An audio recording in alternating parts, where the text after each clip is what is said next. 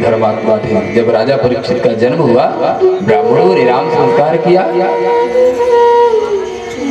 ब्राह्मणों ने कहा इसका तेज, इसका यश तीनों लोकों में व्याप्त होगा। राजा परीक्षित से ऐसा कृत्य क्यों हुआ? समझने का विषय है कि अगर कोई धर्मात्मा व्यक्ति है, कोई संत ब्राह्मण, अगर कोई अपराध उससे कभी बन जाता है, जो कभी अपराध नहीं करता, जिसे आप जानते हैं कि ये सत्यवादी हैं, भगवान के भक्त हैं, और ऐसे महात्मा से, गुरु से, ब्राह्मण से कभी कोई अपराध बन जाए कदाचित, तो वहां पर सोच समझ करके व्यवहार करना चाहिए, आदेश में आकर के नहीं। जो कभी गलत नहीं करता, कभी झूठ नहीं बोलता, कभी पाप नहीं करता, अगर ऐसे व्यक्ति से कदाचित अचानक कोई घटना घट जाए तो पहले समझना चाहिए कि ऐसा हुआ तो हुआ क्यों? क्या संभव है कि परीक्षित जैसे राजा किसी ब्राह्मण का अपमान करेंगे? परीक्षित जैसे राजा किसी संत का अपमान करेंगे? नहीं करेंगे। ऐसा क्यों हुआ? क्योंकि राजा परीक्षित जब शिकार खेलने के लिए घर से निकले, कोषागार में गए, जहां कोष में आभूषण इत्यादि रखे थे। राजा परीक्षित ने देखा कि बहुत दिन से बॉक्स में खोल करके देखते हैं कि एक मुकुट रखा हुआ है, चमचमाते हुए उस स्वर्ण के मुकुट को देख करके राजा मोहित हुए, बड़ी प्रसन्नता हुई। आज इस मुकुट को मैं धारण करूंगा। राजा परीक्षित ने उस मुकुट को धारण कर लिया। स्वर्ण का मुकुट था। धारण करके जैसे ही राजा परीक्षित शिकार खेलने के लिए गए ना, तो क्या हुआ? राजा परीक्षित ने कलयुग को 4 स्थान दिए थे। आप लोगों ने कथा श्रवण किया, थोड़ा सा याद दिला रहे हैं। राजा परीक्षित ने कलयुग को 4 स्थान दिए थे। युतम पानम श्रियः सूना यत्र धर्मश्चतुर्विधा।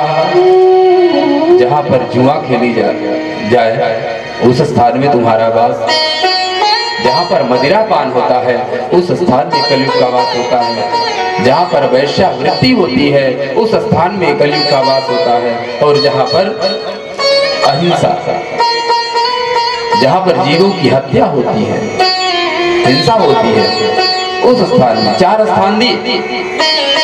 कलयुग बहुत चालाक था। ये जो युग है ना, कलयुग ही तो है, इसलिए इस युग के लोग बहुत चालाक हैं। कलयुग ने कहा सरकार ये 4 स्थान आपने दिया, ये बहुत गंदे स्थान है, और गंदे स्थान में कोई रहना पसंद नहीं करता, एक स्थान केवल अच्छा दे दें आप। तो राजा परीक्षित ने क्या दिया था, याद है आप लोगों को? स्वर्ण। कलयुग ने निवेदन किया केवल एक स्थान सरकार अच्छा दे दे, एक कमरा तो अच्छा दे दे, 4 गंदे हैं चलो कोई बात नहीं। स्वर्ण में वास राजा परीक्षित ने दे दिया। जो हम स्वर्ण धारण कर रहे हैं उस स्वर्ण में कलयुग का वास है।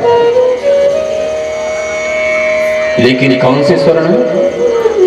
जो परिश्रम से कमाया हुआ धन है, उस धन से खरीदे हुए स्वर्ण में नहीं। स्वर्ण शब्द संस्कृत का है, स्वर्ण का अर्थ है धन से भी होता है, लेकिन यहाँ तो स्पष्ट है जो मुकुट राजा परीक्षित ने धारण किया वो स्वर्ण का मुकुट था। शिकार खेलने चल दिए, कलयुग को तो मिला था वरदान। कलयुग ने देखा मौका बहुत अच्छा है, कलयुग राजा परीक्षित के उस स्वर्ण मुकुट में जाकर के बैठ गया। और जब कलयुग बैठ गया, सर में पाप सवार हो गया। कलयुग क्या है? पाप ही तो है। तो उस स्वर्ण मुकुट में कलयुग बैठ गया। राजा की बुद्धि काम नहीं की। जब सर में पाप सवार हो जाता है ना, तो मति भ्रमित हो जाती है। राजा की मति भ्रमित हुई और उन्होंने श्रमिक का अपमान कर दिया। तो अचानक कोई घटना घट जाए तो उस स्थान पर, उस समय पर समझ बूझ करके कार्य को करे। एक बार एक गुरुजी अपने शिष्य के यहाँ गए। शिष्य राजा था। कई दिन तक गुरुजी शिष्य के यहाँ रहे। चलने का समय हुआ। गुरुजी ने देखा कि कक्ष में रानी का स्वर्ण का हार टंगा हुआ है।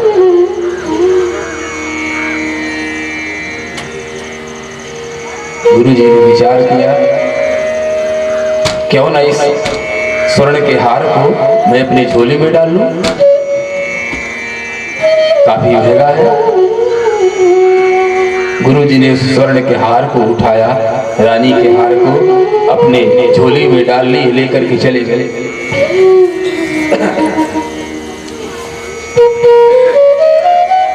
रानी ने देखा मेरा हार नहीं है। राजा को इंगित किए कि स्वामी, कई दिनों से मेरा हार नहीं मिल रहा है, कोई चुरा के ले गया। राजा ने सैनिकों को बुलाया, पता लगाओ रानी का हार कहाँ गया, किसने चुराया है, उसको मृत्यु दंड दूंगा। अब सैनिक चारों ओर खोज रहे हैं, कोई ले गया हो तो मिले। वो हार तो गुरुजी के पास है।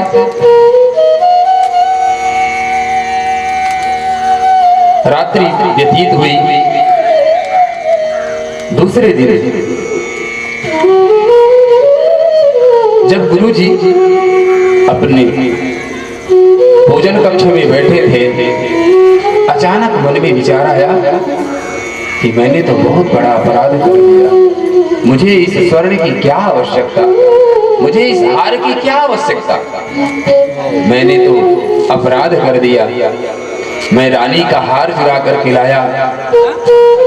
अब राजा मुझे दंड देंगे और ये तो मुझसे बहुत बड़ा अपराध बन गया। मुझे ये कृत्य नहीं करना चाहिए।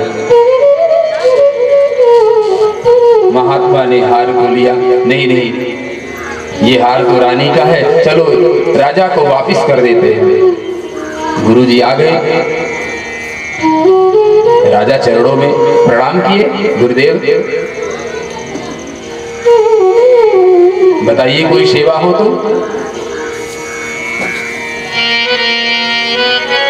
संत ने अपने झोली से उस हार को निकाला, राजा के हाथों में सौंप दिए। राजन, ये रानी का हार है।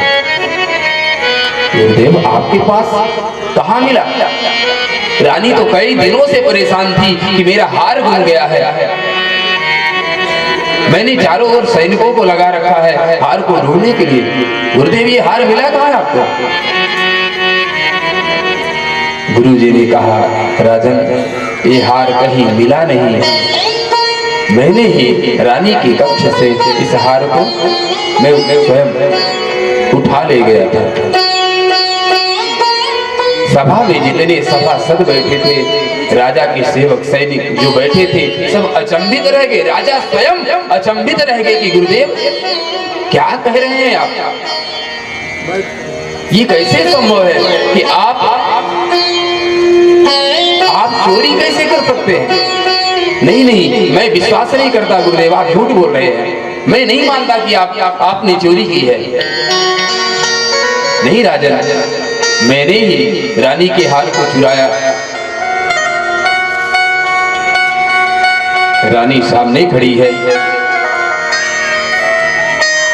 राजा ने सैनिकों को बुलाया, कहा पता लगाओ कि जिस दिन, देखिए वो राजा कितना बुद्धिमान था। पहले घोषणा क्या किया था, जो रानी का हार चुराया उसको मृत्यु दंड दूंगा। गुरु जी ने कहा मैंने चुराया है। राजा विश्वास नहीं कर रहा है। नहीं गुरुदेव, आप चोरी नहीं कर सकते। राजा ने सैनिकों को बुलाया और बोला कि पता लगाओ, जिस दिन गुरुजी हमारे यहाँ से विदा हो रहे थे उस दिन जो रसोई में प्रसाद बना था, ध्यान से श्रवण करना, जिस दिन गुरुजी हमारे यहाँ से विदा ले रहे थे उस दिन रसोई में जो प्रसाद बना था वो अन्न कहाँ से आया था, वो अन्न कैसा था? राजा ने पता लगवाया। सेवक ने बताया कि राजन, राजा कर लेते हैं ना। सेवक ने बताया गुरुदेव, राजन वो अन्न स्वर्णकार के यहाँ से आया था। कहाँ से? जिस दिन गुरुजी यहाँ से विदा लिए हैं, वो जो प्रसाद बना था रसोई में, वो उस दिन का जो प्रसाद था, जो अन्न था, वो अन्न कर के रूप में स्वर्णकार के यहाँ से आया हुआ था। राजा ने कहा बस मैं समझ गया, गुरुजी ने चोरी नहीं की। एक कहावत है, जैसा खाओ अन्न वैसा होवे मन। वो अन्न दूषित था और दूषित अन्न ग्रहण करने के कारण गुरुजी की बुद्धि बिगड़ गई। इसलिए जीवन में ध्यान देना, हम शरीर को चलाने के लिए कैसे भी भक्षा भक्ष जो अन्न ग्रहण करते हैं ना, शरीर तो पुष्ट होगा लेकिन विवेक काम नहीं करेगा। इस प्रसंग का आशय क्या है कि जैसा अन्न ग्रहण करोगे वैसा आपके मन में विचार, वैसे ही भाव उत्पन्न होंगे। तो राजा परीक्षित ने जानबूझ के अपराध नहीं किया था, वो तो समय संयोग ऐसा बना कि कलयुग माथे पे आके बैठ गया, बुद्धि बिगड़ गई और संत का अपराध हो गया। इसलिए कभी संत ब्राह्मण से अपराध बन जाए तो सोच समझ करके ही फिर दंड देना।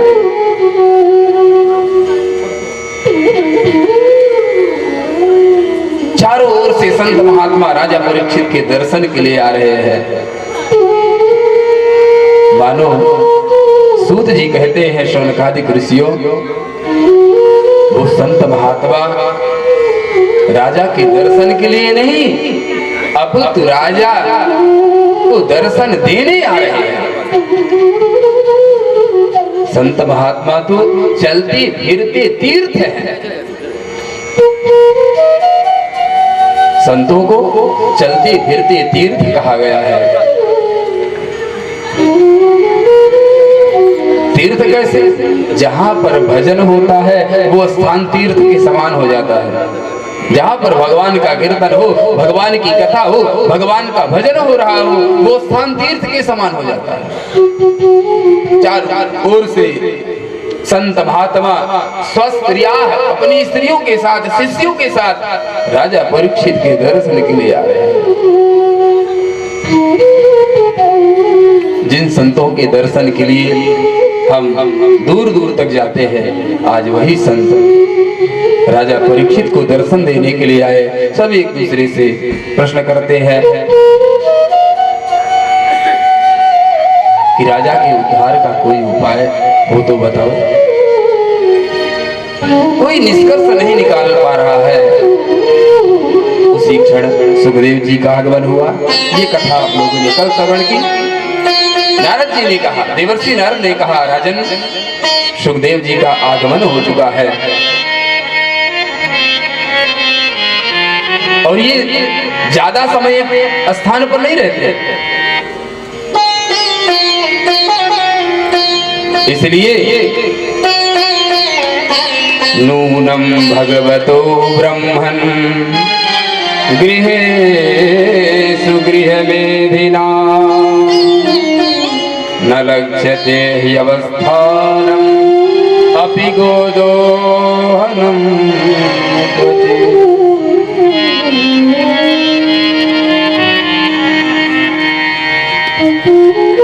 नारद जी कहते हैं कि गोदोहनम क्वचित, एक गाय को दुहने में जो समय लगता है उतने ही समय सुखदेव जी एक स्थान पर रुकते हैं।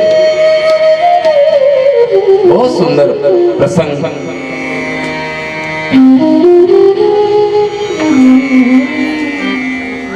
शास्त्रों में वर्णित है, श्रोता वक्ता ज्ञान निधि कथा राम कै गूढ़। जब श्रोता और वक्ता एक समान मिल जाए ना, तो वो जो राम की कथा, जो गूढ़ कथा है, वो भी सरल हो जाती है।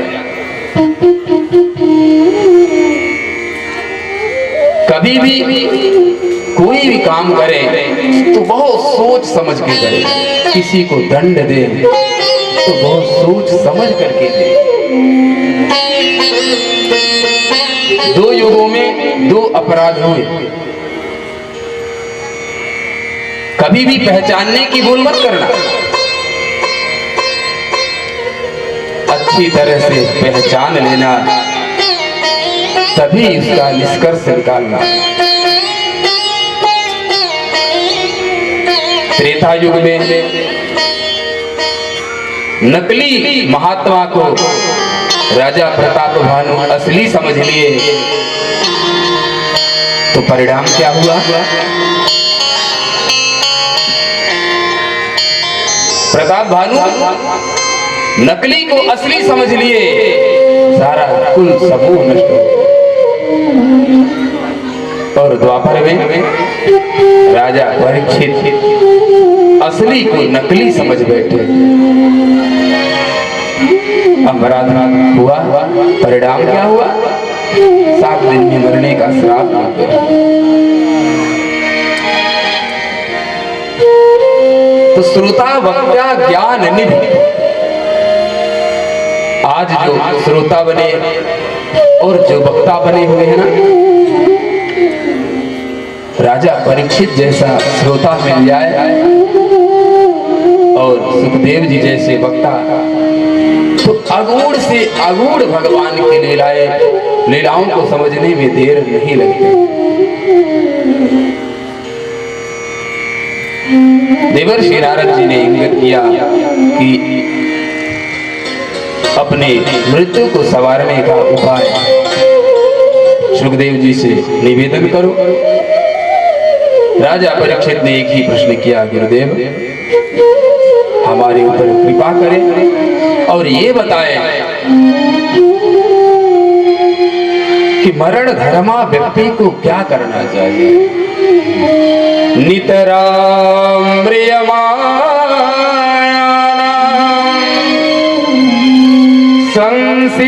संसिद्धस्य नितराम म्रियमाणानां संसिद्धस्य वरीयशः। हे गुरुदेव, आप हमारे ऊपर कृपा करें और हमारे हमें जो मरण धर्मा व्यक्ति है उस व्यक्ति को क्या करना चाहिए, गुरुदेव से निवेदन करते हैं। आइए हम सभी अपने अपने गुरुदेव भगवान का स्मरण करते हुए उनसे यही निवेदन करें, हे गुरुदेव हमारे ऊपर आपकी कृपा हरगिज बरसती रहे। हरि की कथा सुनाने वाले, हरि की कथा सुनाने वाले, तुमको लाखों प्रणाम, तुमको लाखों प्रणाम। हरि की कथा सुनाने वाले, हरि का नाम सुनाने वाले, हरि नाम सुनाने वाले, तुमको लाखों प्रणाम, तुमको लाखों प्रणाम। हरि की कथा सुनाने वाले, प्रभु की कथा सुनाने वाले, तुमको लाखों प्रणाम।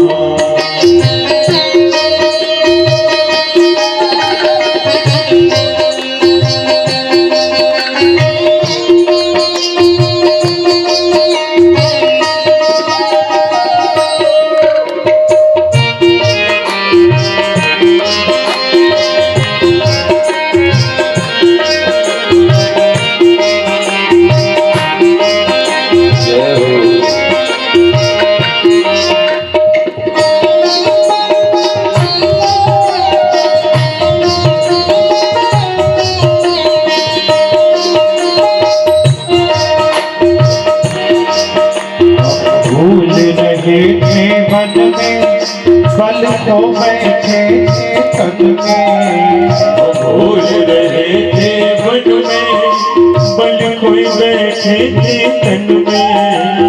भूल रहे थे वन में, बल खो बैठे थे तन में। भूल रहे थे वन में, बल खोए बैठे थे तन में। राह बताने वाले, राज बताने वाले, खुला खुला खुला खुला। हर की कथा सुनाने वाले, प्रभु की कथा सुनाने वाले, तुमला को प्रणाम, तुमला को प्रणाम।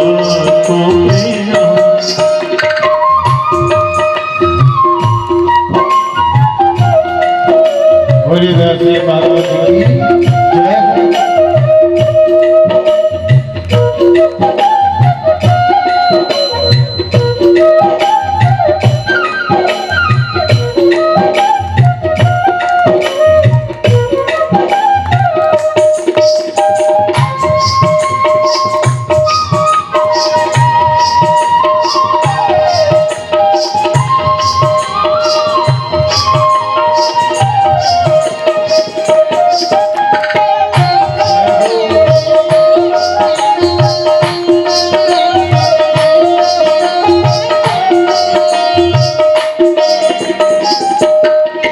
देखकर विषयों का प्याला, जा रहे थे यम के गाना। विषयों का प्याला, जा रहे थे यम के गाना। देखकर विषयों का प्याला, जा रहे थे यम के गाना। लेकर विषयों का प्याला, जा रहे थे यम के गाना। पाठ कराने वाले, प्रभु सुधा पिलाने वाले, तुमको लाखों प्रणाम, तुमको लाखों प्रणाम।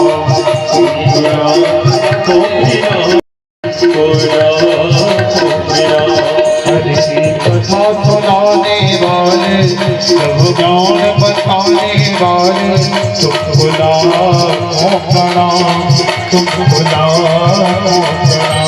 तुमको लाखों प्रणाम, तुमको लाखों प्रणाम, तुमको लाखों प्रणाम, तुमको लाखों प्रणाम। बोलिए सुखदेव भगवान की जय हो। जय जय श्री राधे श्याम। राजा परीक्षित के प्रश्न को सुनकर भगवान सुखदेव बहुत प्रसन्न हुए। उन्होंने कहा, राजन, तुम्हारे इस प्रश्न से मैं बहुत प्रसन्न हूँ। आज तुमने केवल अपने कल्याणार्थ प्रश्न नहीं किया है,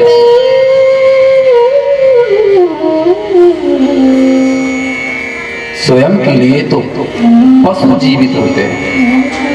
स्वयं के लिए जो पेट भरने वाले होते हैं वो कौन है? पशु है। वरियाने से ते प्रसन्न कृतो कहतो आत्मविद सम्मता पुंसा श्रोतव्या विषया।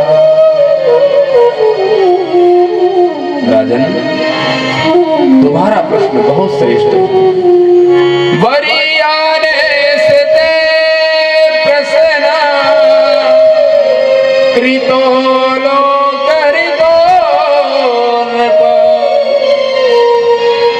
कृतो लोक हृतो नृप। हे राजन, तुमने जो प्रश्न किया है वो लोक हित प्रश्न है। केवल तुमने अपने हित के लिए प्रश्न नहीं किया है, इसलिए सुखदेव जी प्रसन्न हुए।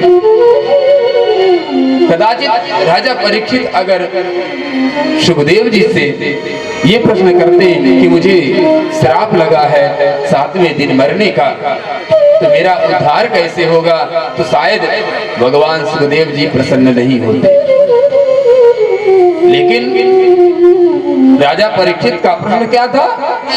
नियत निर्धरा प्रियमाणा संसिद्धस्य वनेयसः। नितरा, यह मनुष्य, ये जीव प्राणी मरण धर्मा है, और मरण धर्मा का कल्याण कैसे हो? मरण धर्मा व्यक्ति को क्या करना चाहिए? हम सब उल्टे कार्य करते हैं। हम क्या संवारते हैं? जीवन संवारने में लगे हुए हैं। सत्य तो ये है, मृत्यु सवर गई तो जीवन सवर गया। संसार के जो प्राणी है ना, मनुष्य है, वो जीवन संवारने में लगे हैं कि भैया जीवन संवर जाए। कैसे संवर जाए? बस जीवन में पैसे आए तो जीवन संवर जाए। यानी जो सांसारिक उपभोग की जो व्यवस्था है वो प्राप्त हो जाए, उसी में वो समझते हैं कि जीवन संवर गया। मनुष्य जीवन संवारने में लगा हुआ है। भगवान सुखदेव जी कहते हैं व्यक्ति को जीवन नहीं मृत्यु संवारना चाहिए। मृत्यु संवर जाएगी तो आपका जीवन बन जाएगा।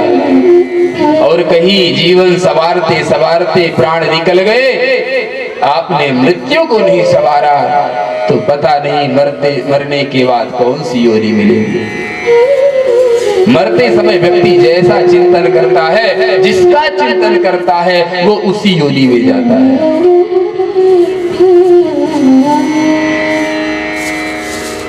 तो जीवन संवारने में पता नहीं किससे मोह। हर व्यक्ति को किसी ना किसी से मोह होता है। कदाचित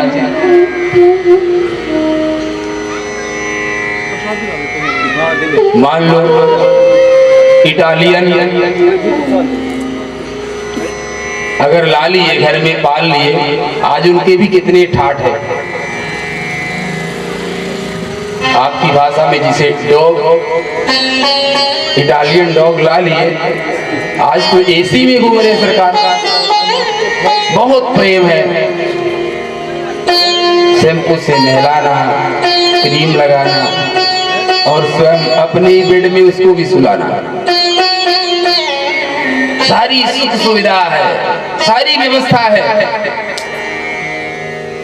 जीवन संवारने में लगे हैं ना, और मरते समय कहीं बेटे को बताना भूल गए कि मैं तो जा रहा हूँ, इसकी देख रेख करना। चिंतन किसका है? उस डॉग का। तो जानते हैं अगला जन्म किसका मिलेगा? आपने जीवन भर कितना पुण्य किया वो मायने नहीं रखता। आप के मरते वक्त, प्राण निकलते समय आपने चिंतन किसका किया है वो मायने रखता है। आपने जीवन भर कितना पाप किया, कितना पुण्य किया, उसका लेखा जोखा तो आपके जाने के बाद होगा। मरते समय जब शरीर से व्यक्ति के प्राण निकलते हैं, उस क्षण आपने किसका चिंतन किया वो मायने रखता है जीवन में। इसलिए भगवान सुखदेव जी कहते हैं राजन, व्यक्ति को मरण संवारना चाहिए। और राजा परीक्षित ने वही प्रश्न किया कि मरण धर्मा व्यक्ति को क्या करना चाहिए। अभी आप आगे श्रवण करेंगे, ये सत्य है, कोई कहानी और मन को प्रसन्न करने वाली बात नहीं है। मरते समय अंते मति सा गति, मरते समय व्यक्ति की जैसी मति होती है उसको वैसे ही गति मिलती है। इसलिए भैया जीवन संवारो, ठीक है, उससे भी ज्यादा उपयोगी है आप अपनी मृत्यु को संवार लेना, आपका जीवन बन जाएगा। नहीं तो क्या होगा, जीवन भर आप धन कमाते रहे, दान पुण्य करते रहे, ठीक है, लेकिन अगर मरते समय आपने भगवान का चिंतन नहीं किया, भगवान का स्मरण, अगर मरते वक्त प्राण निकलते समय मुख से भगवान का नाम नहीं निकला, तो जिसका आप चिंतन करते हैं वही योनि आपको मिलेगी। अभी आप आगे श्रवण करेंगे, भरत जी ने किसका चिंतन किया था, सोचिए, हम आप सब कुछ नहीं है।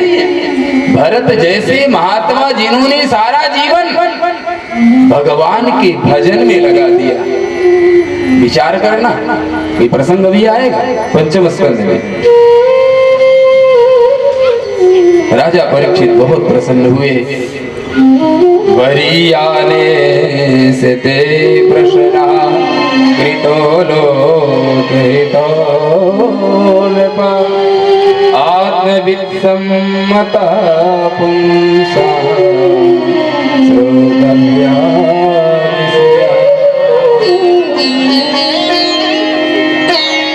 राजा परीक्षित से भगवान सुखदेव जी ने कहा, सुनो, मैं तुम्हारे इस प्रश्न से प्रसन्न हूं।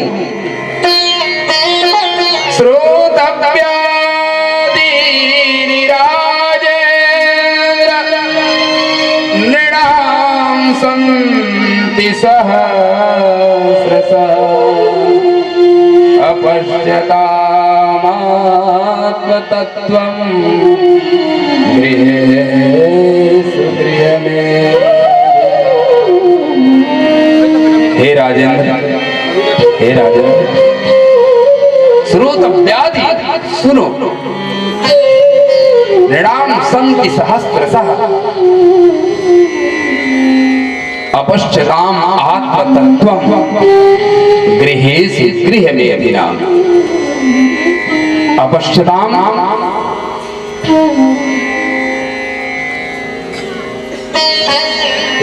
जिसे हम घर समझ रहे हैं ना,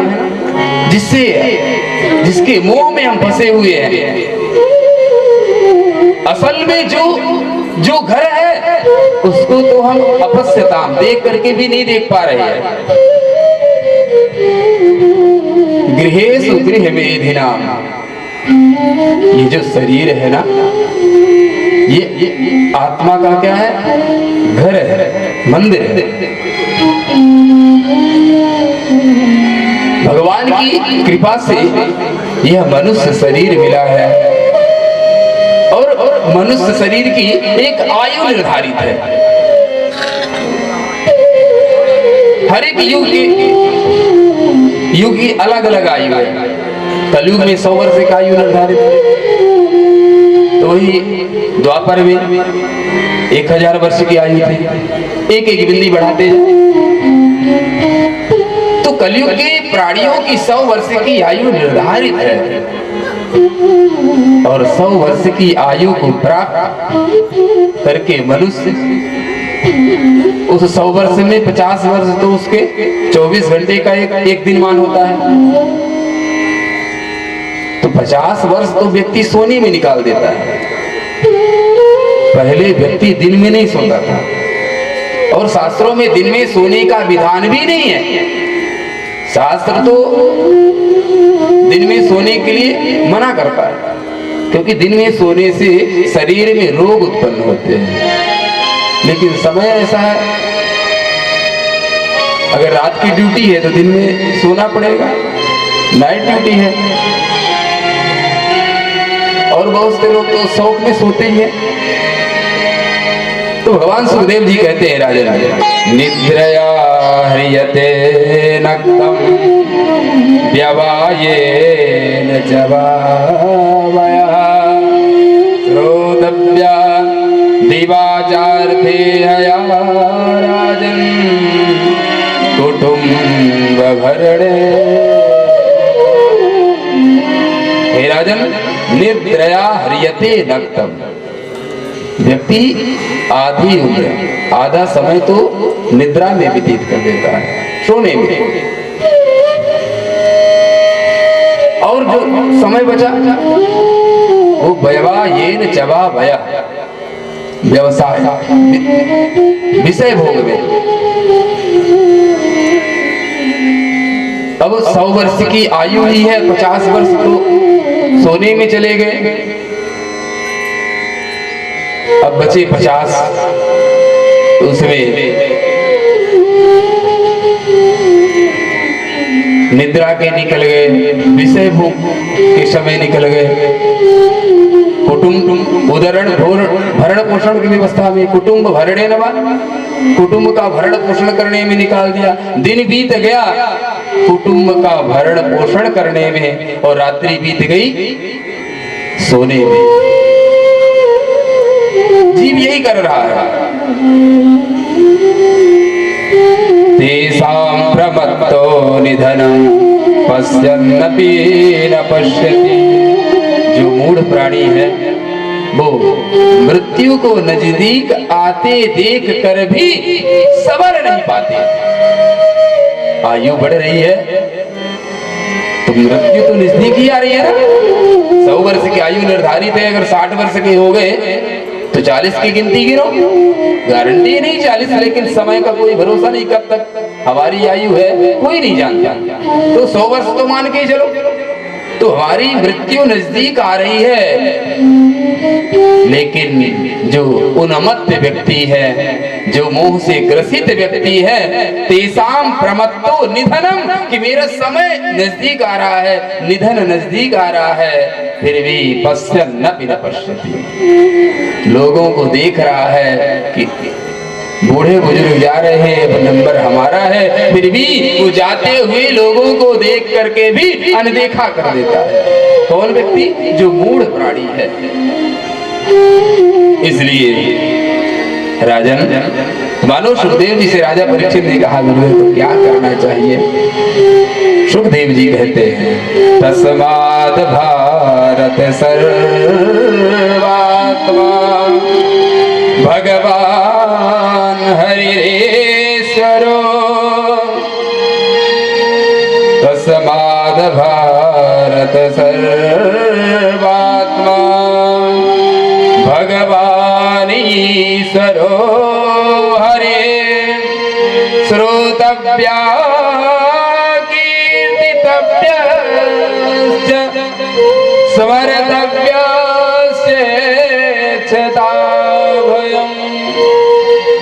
राजन, अगर व्यक्ति को अभय चाहिए, मृत्यु के ऊपर भी विजय चाहिए, अपनी मृत्यु को संवारना है, तो गृह में रहते हुए काम करते चलो, नाम जपते चलो, काम करते चलो, नाम जपते चलो, काम करते चलो, नाम जपते चलो,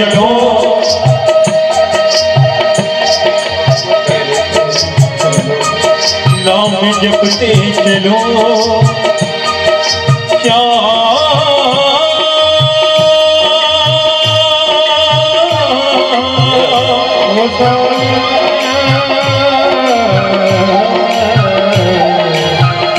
काम करते चलो, काम करते चलो, नाम जपते चलो, हर समय कृष्ण का ध्यान धरते चलो, हर समय कृष्ण का ध्यान धरते चलो, हर समय कृष्ण का ध्यान धरते चलो, काम करते चलो, नाम जपते चलो, नाम करते चलो, नाम जपते चलो।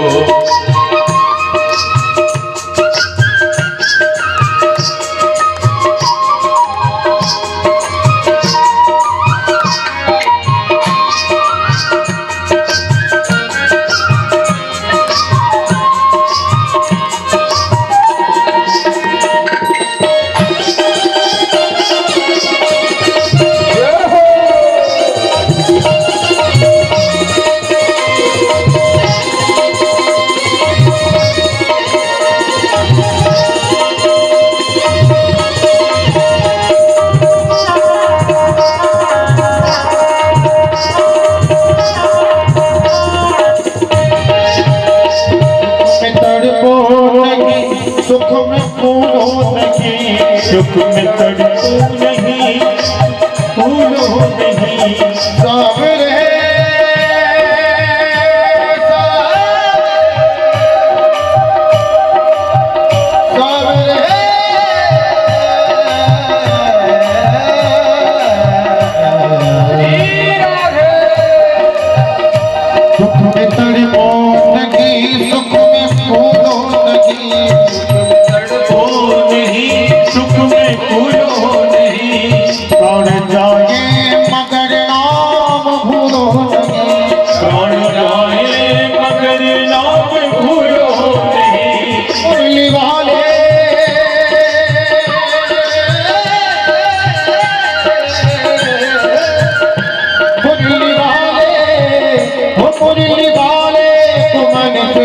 रिहा से चलो काम हो काम हो काम करते चलो नाम चलो काम करते चलो नाम जपते चलो।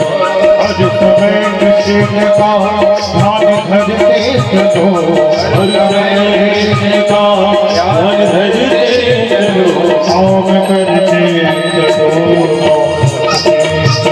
नाम चलो।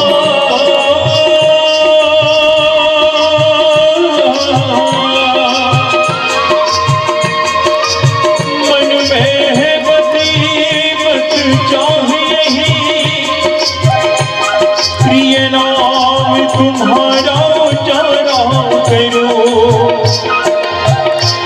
बिठला के तुम्हें मन मंदिर में, मनमोहन रूप निहारा करो। बिठला के तुम्हें मन मंदिर में, मनमोहन रूप निहारा करो।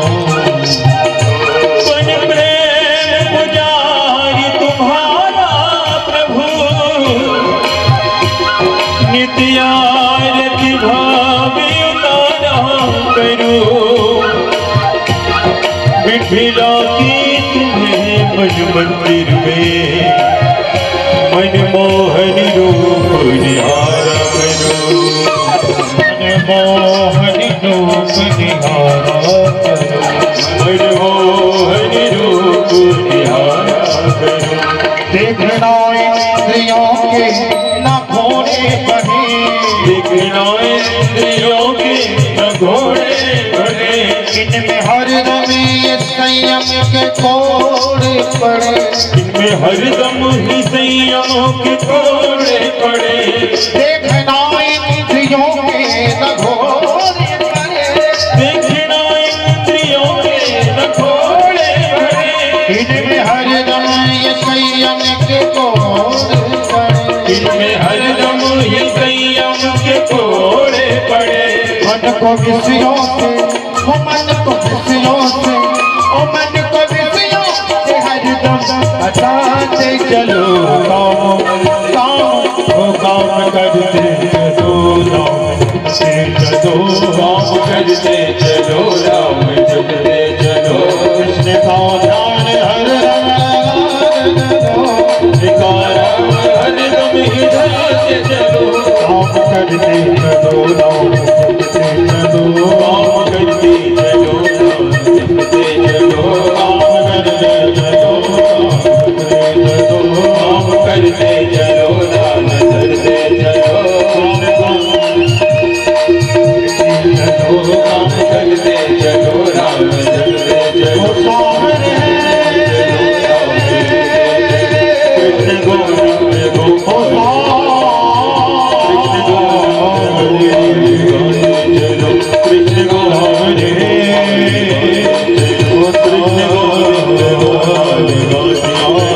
कृष्ण गोविंद कृष्ण बोलिए बांके बिहारी लाल की जय जय श्री राम। भगवान सुखदेव जी राजा परीक्षित से केवल एक बात कहते हैं कि राजन, तस्माद् भारत सर्वात्मा भगवानीश्वरो हरि। राजन, भगवान हर एक जगह विराजमान है। जीव को कहीं भटकने की आवश्यकता है ही नहीं, कहीं जाने की जरूरत नहीं है। क्यों? क्योंकि सर्वात्मा, भगवान को क्या कहा जाता है? भगवान सर्वात्मा। भगवान का वास तो प्राणी मात्र में है, सर्व आत्मा, हर एक आत्मा में भगवान का वास है। अड़ो अड़ियान महतो महियान। भगवान का स्वरूप कैसा है? अड़ो अड़ियान महतो महियान। भगवान तो विशाल काय पर्वत के समान भी भगवान है, और छोटे से कण, जो छोटा कण होता है ना रेत का, उस कण में भी हमारे प्रभु का वास है। कहने का असर अड़ो अड़ियान महतो महियान। भगवान का स्वरूप छोटा से छोटे से छोटा भी है और बड़ा से बड़ा। भगवान जब विराट स्वरूप धारण करते हैं तो विशाल काय शरीर।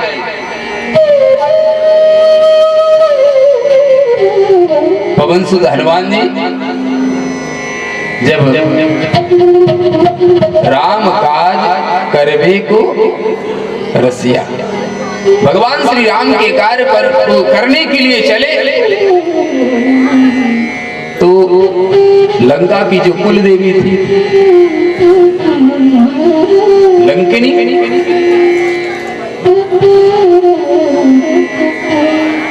रास्ते में समुद्र में बहुत से अड़चन आए, सिंह का,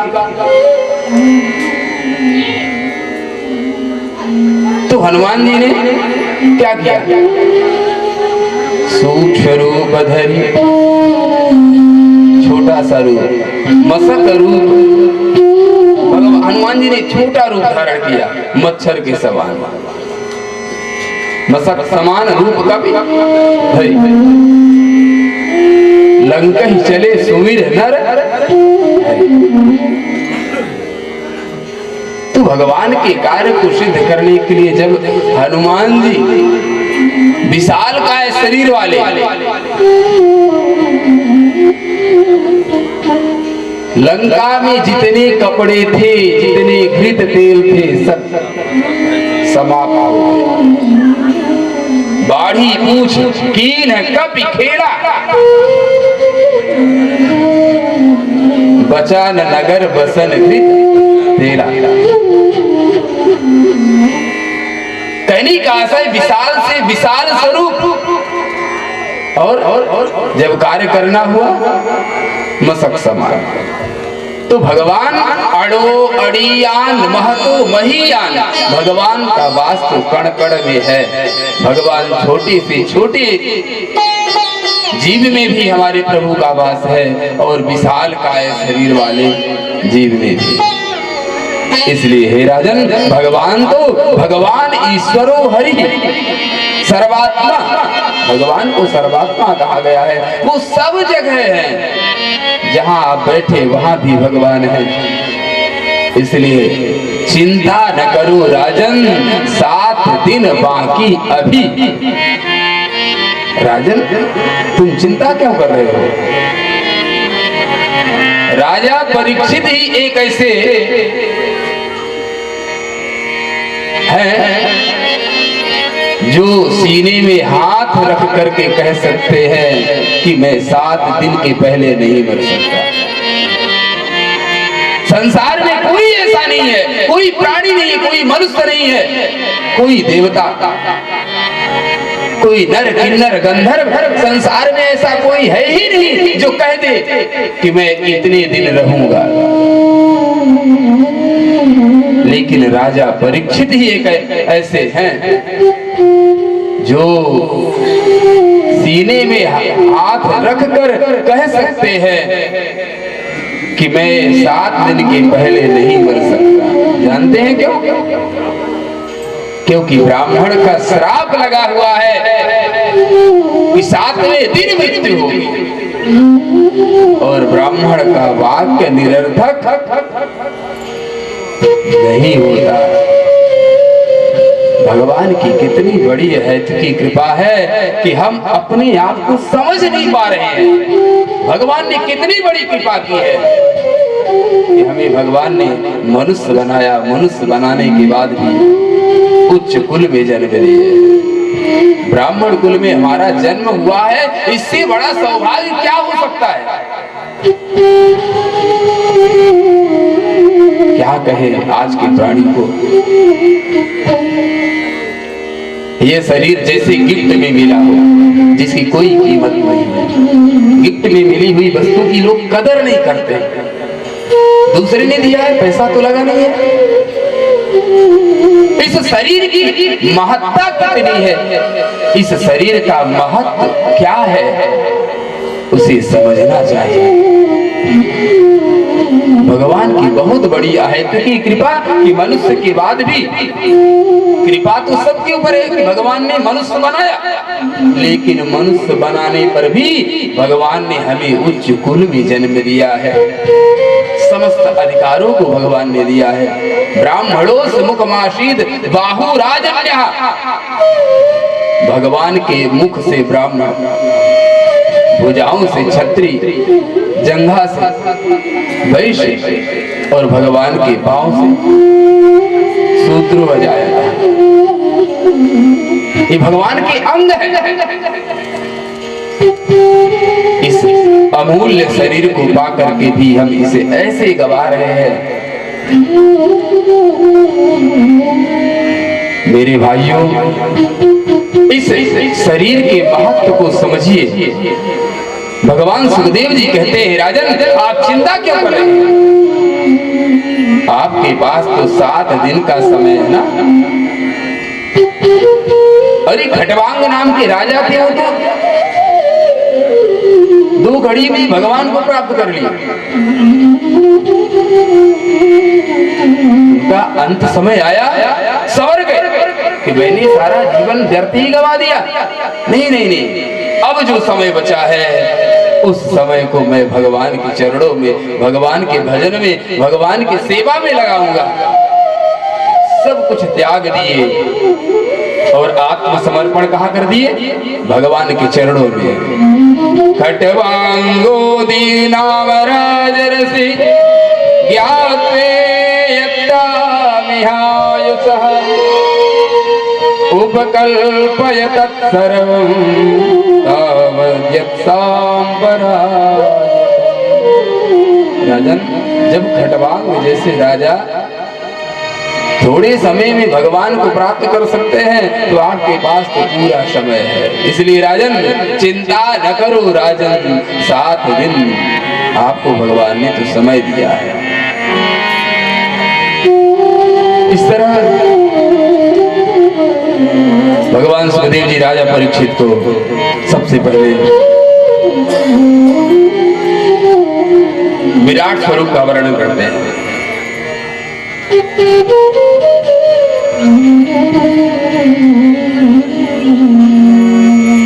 भगवान को प्राप्त करने के लिए जो नियम है, योग का वर्णन करते हैं।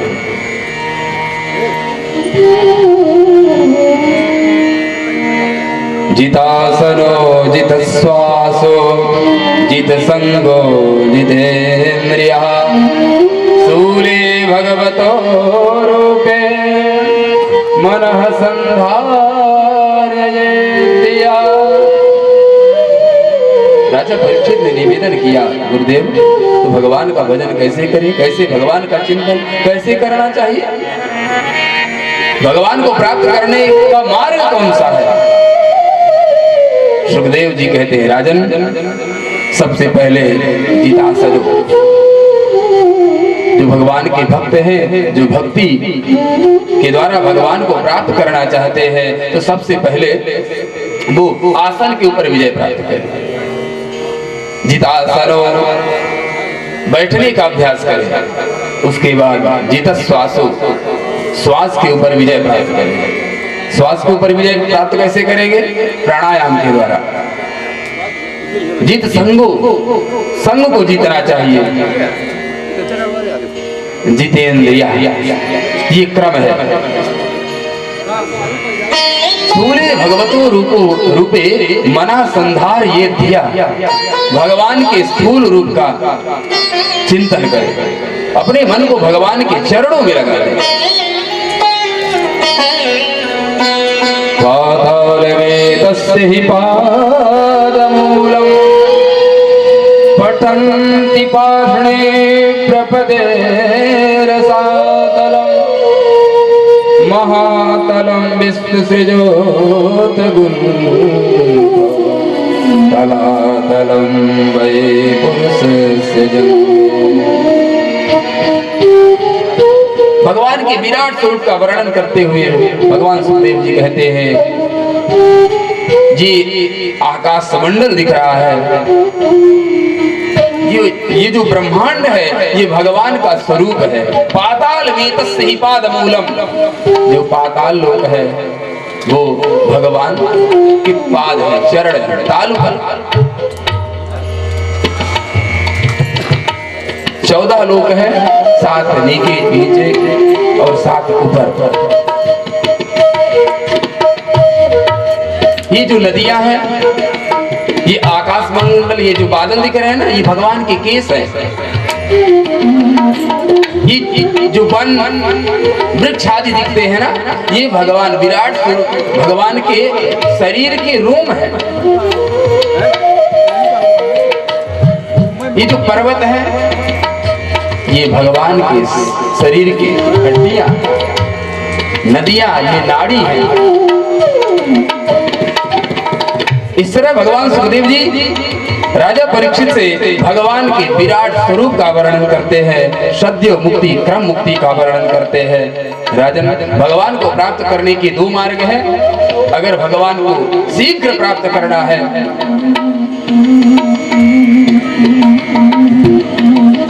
तो घर पाठ राजपाट त्याग कर, घर का त्याग कर सीधे महात्मा हो जाए, सन्यासी होकर के भगवान का भजन करें, गृहस्थ का त्याग कर दे।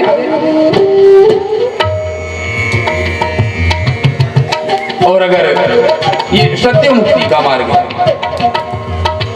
ब्रह्मचर्य का पालन करे और उसके बाद सीधे वानप्रस्थी हो जाए, सन्यासी हो जाए। 2 ही मार्ग है, सद्यो मुक्ति क्रम मुक्ति। सद्यो मुक्ति का आशय है शीघ्र मुक्ति से चाहिए। इस संसार में इस मोह के जाल में ना फंसते हुए सीधे महात्मा होकर के भगवान का भजन करें। अन्यथा क्रम मुक्ति, गृहस्थ में आए, गृहस्थ का आनंद ले, फिर गृहस्थ के बाद इसे ब्रह्मचारी, फिर विवाह करें। 25 वर्ष तक तो ब्रह्मचर्य जीवन जीना चाहिए, उसके बाद विवाह, 50 वर्ष तक गृहस्थ में रहे, फिर 50 के बाद वानप्रस्थी हो। क्रम मुक्ति, क्रम। जैसे किसी को दिल्ली जाना है, अब अगर शीघ्र जाना चाहता है तो फ्लाइट से जाएगा तो 1 घंटे में दिल्ली पहुंच जाएगा। और अगर नहीं, हमें तो हर एक शहर को देखते हुए चलना है तो क्रम बाई क्रम, ट्रेन से, बस से जाए तो अनेक स्टेशन पड़ेंगे, हर जगह चाय नाश्ता पानी इत्यादि स्टेशनों को देखते हुए अगर दिल्ली जा रहा है तो 2 स्थान एक ही है, मार्ग 2 है, शीघ्र मुक्ति और सद्यो मुक्ति और क्रम मुक्ति। क्रम मुक्ति का आशय है क्रम पूर्वक गृहस्थ में रहे, फिर वानप्रस्थी हो, फिर सन्यासी हो। ये 4 वर्ण व्यवस्था बनाई गई है, 4 आश्रम जो बनाए गए हैं, ब्रह्मचर्य, गृहस्थ, वानप्रस्थी और सन्यासी। ये क्रम पूर्वक भगवान को प्राप्त किया जा सकता है। तो सद्यो मुक्ति और क्रम मुक्ति का वर्णन करते हैं, भगवत भक्ति के प्राधान्य का निरूपण करते हैं, कामनाओं के अनुसार देवताओं की उपासना का वर्णन किया गया। राजन, अपनी अपनी अलग अलग कामनाओं के अनुसार ही व्यक्ति को अलग अलग देवताओं की उपासना करनी चाहिए। हर एक देवताओं की अलग अलग ड्यूटी है। हम एक ही देवता से संसार की समस्त वस्तुएं मांगते हैं, ये हमारी भूल है। भूल कहें या अज्ञानता कहें, जानकारी नहीं है तो भूल ही है। अलग अलग देवताओं के द्वारा अलग अलग अपनी इच्छाओं की पूर्ति की जाती है, सबका काम बटा हुआ है। अन्याद कामस्त अदितिं स्वर्ग कामोदिते सुतान विश्वान देवान राज्य कामा साध्यान संसार को निशान। अन्न की कामना है तो अदिति की उपासना करें, और स्वर्ग की कामना है तो अदिते सुतान, अदिति के पुत्र यानी इंद्र की उपासना करें। विश्वान देवान राज्य कामा, मैं राजा बनूं तो विश्व देव की उपासना करें। रूपाभिकामो गंधर्वान, मैं सुंदर रूपवती हो जाऊं या कि मैं सुंदर रूपवान हो जाऊं तो किसकी उपासना करनी चाहिए? गंधर्वान, गंधर्वों की उपासना करनी चाहिए। गंधर्व बहुत सुंदर, बहुत स्वरूपवान होते हैं, तो रूप चाहिए तो किसकी उपासना करनी है? गंधर्वान, गंधर्वों की। स्त्री कामो उर्वशीन, मुझे सुंदर स्त्री चाहिए, मेरा विवाह सुंदर कन्या के साथ है, तो किसकी उपासना करनी चाहिए? उर्वशी, उर्वशी की उपासना। यज्ञं यज्ञेद यशस्कामः कोशकामः प्रचेतसां विद्याकामस्तु गिरिशं दाम्पत्यार्थं मां सतीं। बहुत सुंदर बात है। विद्याकामस्तु गिरिशं दाम्पत्यार्थं मां सतीं। जो विद्यार्थी ध्यान से सुने, माताओं आप भी ध्यान से सुनना, विद्यार्थी को गिरिशम भगवान भोलेनाथ की उपासना करनी चाहिए।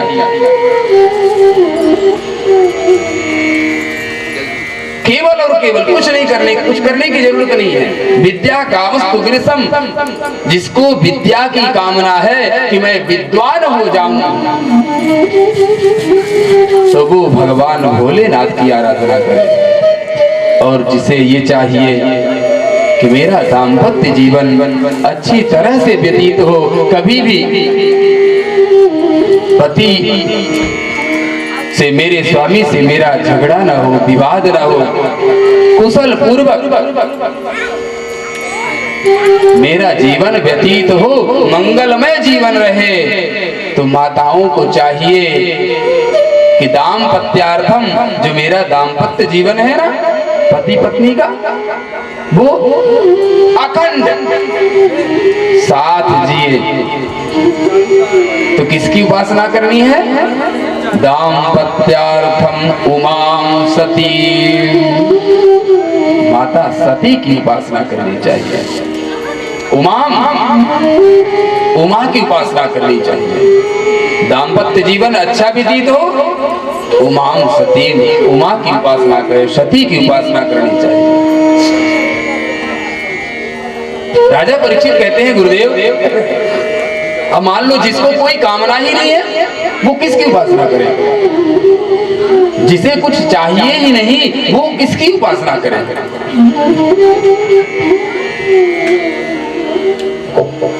सुखदेव जी कहते हैं, राजन, जिसे कुछ नहीं चाहिए, अकामः सर्व कामो मोक्ष काम उदार धीः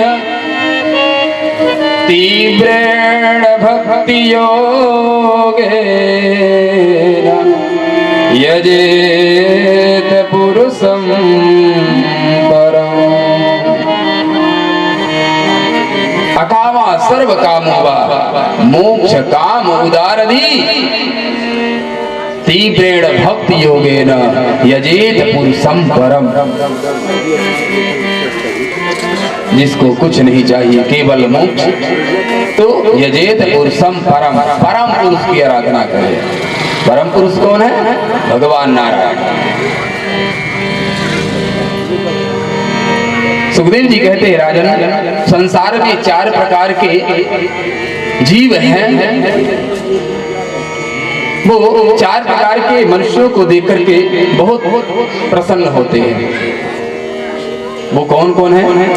पहले भी हमने चर्चा की है।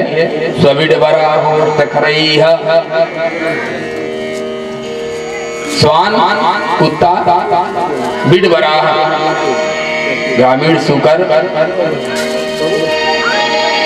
गधा और ऊंट।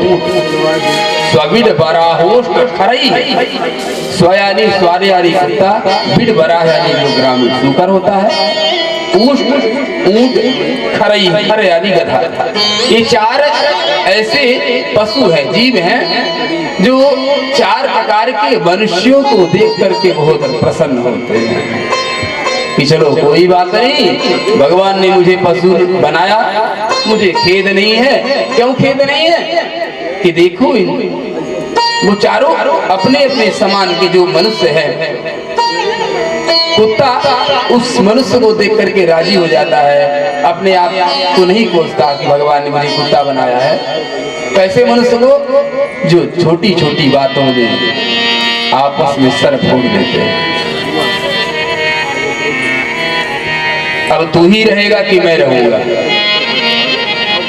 जो छोटी छोटी बातों में, हर एक बातों में विवाद करता है, एक रोटी के लिए, थोड़े से धन के लिए जो लड़ता है, उसको कुत्ता देख करके बहुत राजी होता है कि कोई बात नहीं, भगवान आपने मुझे पशु बना दिया, मुझे कष्ट नहीं है। आपने तो इन्हें मनुष्य बनाया, लेकिन ये मनुष्य होते हुए भी मेरे ही बिरादरी के हैं। जैसे मैं एक रोटी डाल दी, फिर देखिए कुत्तों की हालत। एक रोटी के लिए 4 कुत्ते झगड़ जाएंगे, एक दूसरे को खींचने लगेंगे। वही दशा जिन मनुष्यों की है, थोड़े से धन के लिए, थोड़े से वैभव के लिए, थोड़ी सी पिता की जो संपत्ति है उसके लिए आपस में एक दूसरे को देखना नहीं चाहते, तो कुत्ता उन्हें देख करके बहुत राजी होता है। कोई बात नहीं, मैं तो पशु हूँ, लेकिन ये मनुष्य होते हुए भी, शरीर तो इनको मनुष्य का मिला है, लेकिन स्वभाव मेरा ही है, हमारी बिरादरी की भी है। दूसरा है बिडबराह। बिडबराह कौन? जो ग्रामीणी सुकर है ना, सुअर। भैया ध्यान से सुनना, 4 ही है, गिनती कर लेना कि मैं किस में आता हूं। भगवान सुखदेव जी राजा परीक्षित से कह रहे हैं, मैं अपनी मर्जी से नहीं कह रहा। 4 प्रकार के जो मनुष्य है, अब स्वभाव बस बैठाना है कि मैं इसमें आ रहा हूँ, इसमें आ रहा हूँ, कौन सी श्रेणी में हूँ। जो बिडबराह है, ग्रामीणी सुकर, वो क्या करता है? सुबह उठता है और सफाई में लग जाता है। ना तो नहाने की जरूरत और ना ही मंजन करने की, ब्रश करने की जरूरत। अपने कुटिया से निकलता है और सफाई में लग जाता है, यत्र तत्र। वो ग्रामीणी सुकर जो है, वो भी अपने बिरादरी के जो उसके मनुष्य है ना, उनको देख करके बहुत राजी होता है। उसने भी कभी भगवान से कभी निवेदन नहीं किया, कभी भगवान को कोसा नहीं कि प्रभु आपने मुझे बराह क्यों, सुकर क्यों बना दिया। क्यों? क्योंकि उसने देखा कि मैं तो पशु हूं, लेकिन ये मनुष्य है। देखो तो इनको, न नहाने से मतलब, न ब्रश करने से मतलब, न शुद्धता से मतलब, न